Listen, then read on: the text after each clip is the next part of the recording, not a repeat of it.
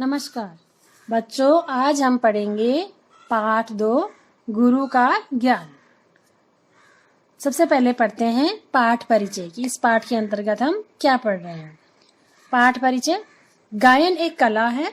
गायन हो या कोई और काम, जब वह निस्वार्थ भाव से और अपनों की खुशी के लिए किया जाता है तब वह अधिक प्रभावी हो जाता है।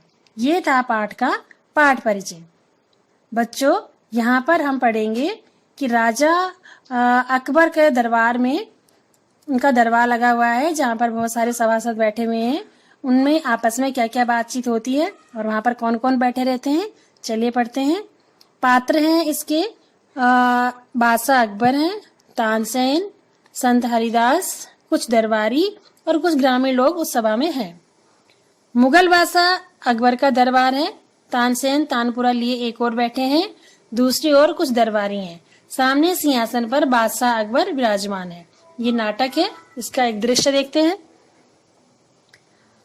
अकबर कहते हैं, सुनो तानसेन, मैं प्रतिदिन तुम्हारा गायन सुनता हूँ। तुम इतना सुमधुर गाते हो कि मेरा मन ही नहीं भरता। मैं समझता हूँ कि दुनिया में तुम्हारी आवाज सर्वश्रेष्ठ है। अकबर तानसेन से कहते हैं। तानसेन कहते हैं, नहीं महाराज, एक संत है जो मुझसे भी अच्छा गाते हैं। अकबर कहते हैं, सचमुच? तब तो उन्हें अवश्य ही हमारे दरबार में बुलाओ। क्या तुम ऐसा कर सकते हो? तानसेन कहते हैं, नहीं महाराज, मैं क्या, कोई भी ऐसा नहीं कर सकता। वे यहाँ नहीं आएंगे। अकबर कहते हैं, यह जान लेने के बाद भी नहीं कि उन्हें हिंदुस्तान के बादशाह ने बुलाया है? तानसेन कहते हैं, जी महाराज, तब भी नहीं। अकबर, वाह, यदि वे यहाँ नहीं आ सकते तो हम तो वहां जा सकते हैं। क्या तुम मुझे उनके पास ले चलोगे? राजा अकबर तानसेन से कहते हैं। तानसेन कहते हैं, अवश्य महाराज, पर आप वहां हिंदुस्तान के बादशाह के रूप में नहीं जा सकेंगे। अकबर कहते हैं, ठीक है, मैं संगीत प्रेमी बनकर जाऊंगा, पर यह तो बताओ कि वे हैं कौन? तानसेन कहते हैं, महाराज, वे मेरे संगीत गुरु हैं। लोग उन्हें संत हरिदास के नाम से जानते हैं। उन्हें सादगी बहुत पसंद है।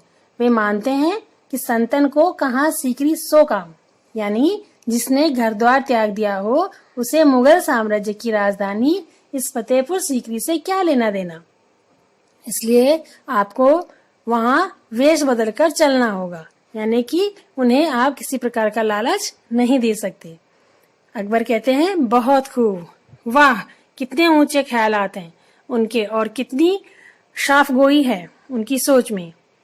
मियाँ तानसेन, मैं यहीं से तुम्हारे गुरु को सलाम करता हूँ। तुम चलने की तैयारी करो। अब तो मैं हर हाल में उनका दीदार करना चाहता हूँ। दूसरा दृश्य आता है। संत हरिदास की कुटिया है। संत आसन पर बैठे हुए हैं। एक ओर तानसेन तानपुरे के साथ है, दूसरी ओर बादशाह अकबर सेवक के रूप में सुनने को आतुर है।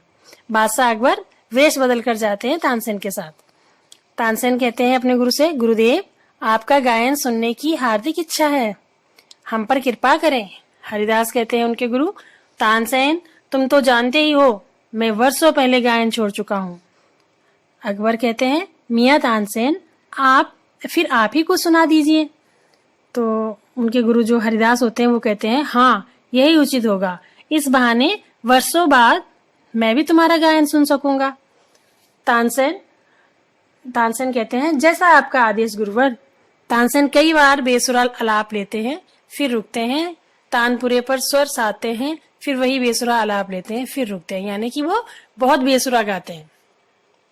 हरिदास उनके गुरु कहते हैं, तुम्हारा स्वर सही नहीं लग रहा है तानसेन, तुम भी चूक कर सकते हो, भरोसा नहीं हो रहा है। तुम सही स्वर लगाना कैसे भूल गए? रुको, मैं याद दिलाता हूँ। तानसेन ने उठकर तानपुरा संत गुरु हरिदास को थमा दिया। नेपथ्य से मधुर स्वर में किसी राग का गायन संत हरिदास का तानपुरे पर हस्त संचालन, यानी कि संत हरिदास ने तानपुरा अपने हाथ में ले लिया और वो उस पर हाथ चलाने लगे। अकबर कहता है, वाह वाह, क्या कहने, मैं धन्य हुआ। संत हरिदास का गायन पूरा हुआ। तानसेन तानपुरा लेने के लिए आगे बढ़े। संत हरिदास कहते हैं, पुत्र तानसेन, अब तो तुम्हारी इच्छा पूरी हो गई ना। मैं जानता हूँ तुमने मेरा गायन सुनने के लिए ही स्वर लगाने में भूल की थी, तुम बादशाह को हमारा संगीत सुनाने लाए हो ना? यह सुनकर अकबर कहते हैं, गुस्ताखी माफ हो गुरुजी, यह मेरी ही जिद थी। मैं कैसे भी आपका गायन सुनना चाहता था, पर आपको कैसे पता चला कि मैं बादशाह हूँ? हरिदास कहते हैं, तुम्हारी वेशभूषा तो सेवकों की है, पर हाव भाव तो स्वामियों वाले ही हैं।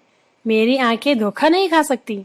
मुझे आरंभ में ही संदेह हो गया था, फिर जब तुमने पुत्र तानसेन को मियाँ तानसेन कहा, तब मेरा रहा सा संदेश भी जाता रहा।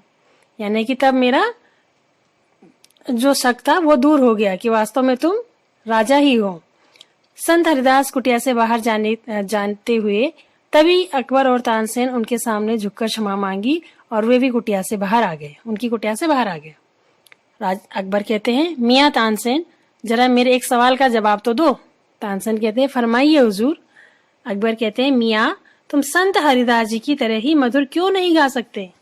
तानसेन कहते हैं, जहां अपना गुरुजी निस्वार्थ भाव से गाते हैं, जबकि मैं स्वार्थवश गाता हूँ। वे आनंद के लिए गाते हैं और मैं आजीविका के लिए गाता हूँ। दोनों का मंच से प्रस्थान होता है और ये है सुदर्शन जी की कहानी पर आधारित ये एक छोटा सा नाटक है। बच्चों, ये था आपका पाठ 2, गुरु का ज्ञान। आज के लिए